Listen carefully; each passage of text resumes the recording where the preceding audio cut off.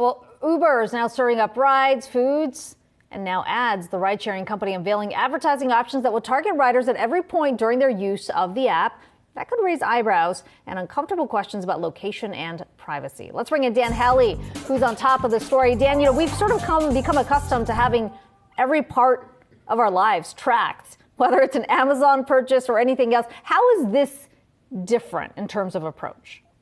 Yeah, I think you touched on it right away, Kiko, is the idea that this is going to be tracking where you are and where you're going. And so the idea is that, if you have a destination in mind, an airport, a specific type of store, Uber would be able to serve up ads related to those destinations. Now, obviously, there's issues there that consumers and users may be uncomfortable with.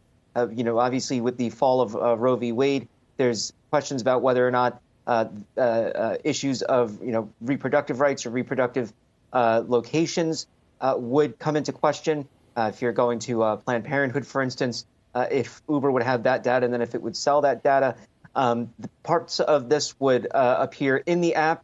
You could see it from the start of the ride when you order to your actual ride and then towards the end.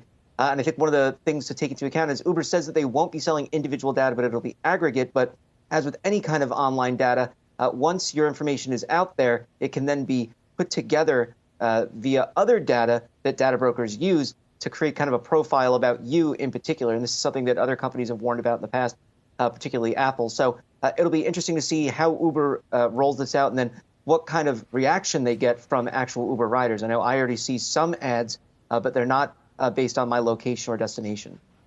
Just more data being collected on our lives. Dan Howley, thanks so much for that.